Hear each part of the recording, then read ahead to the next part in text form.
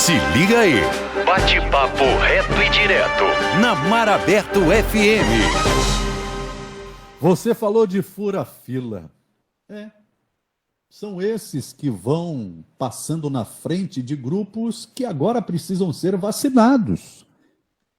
A gente tem um exemplo de uma dentista aqui no município vizinho de Itaboraí e o marido que trabalha com ela no consultório que foram vacinados.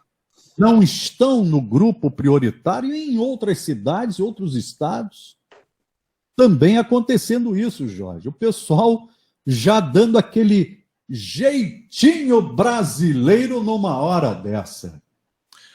Infelizmente, a gente tem ouvido todas as notícias que levam a essa célebre frase fura-fila em época de vacinação, e causa estranheza porque até um secretário de saúde de um município do estado de Goiás, ele pediu que vacinasse a esposa dele.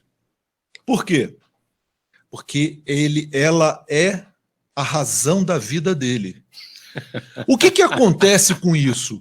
Acontece que ele coloca a vida dele em primeiro plano e a dos outros que se dane. Eu acho que eu já entendi por que ele quer que ela seja vacinada primeiro, para ver se a vacina vai fazer efeito, ou a favor ou contra. Sim, mas se a gente trabalhar uma questão de humanidade, de ética, de moral, de você cumprir o que está escrito dentro daqueles grupos que são vacinados primeiro, o Brasil realmente tem que ser repensado. O Brasil não é um país para amadores e, na verdade, o Ministério da Saúde já deveria, sabendo como o povo brasileiro age com esses jeitinhos, colocar lá no protocolo deles ou na sequência de vacinação, prevendo os fura-filas.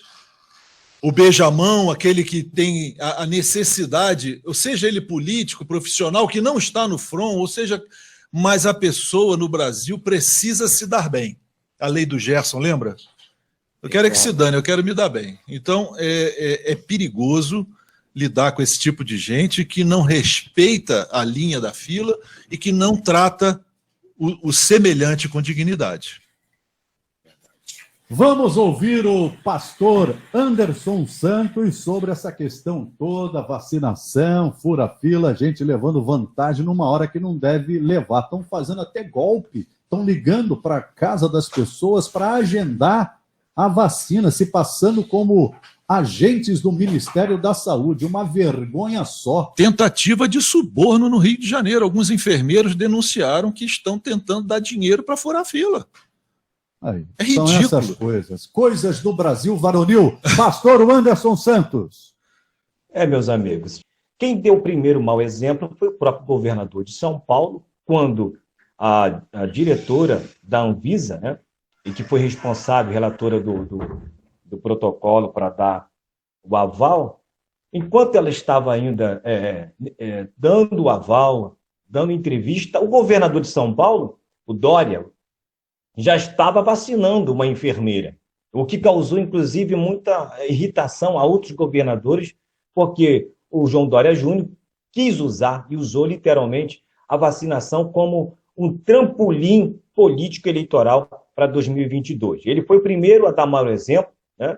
Isso irritou muitos governadores no país, deixou o presidente também da República irritado, o próprio ministro da Saúde, Pazuello, inclusive a própria diretora da Anvisa, quando tomou conhecimento que, enquanto ela estava assinando, dando o aval para que a Coronavac e também a de Oxford pudesse ser liberada no Brasil para vacinação, o governador já estava com todo o seu aparato, inclusive fazendo aglomerações, né? Diversos repórteres, as fotos estão aí nas redes sociais, as imagens estão para todo mundo conferir, fazendo aglomeração e utilizando uma questão muito séria, que é a vacinação. Nós não somos contra a vacinação em hipótese alguma, né? Nós somos, sim, nós temos algumas ressalvas, como a própria Anvisa deixou bem claro, que nós temos ressalva com relação ao desenvolvimento da vacina. Quem disse isso não foi o Donald Trump, nem foi o Bolsonaro, e muito menos, né, a gente que está dizendo aqui, foi a própria diretora da Anvisa, que aprovou, porém, com algumas ressalvas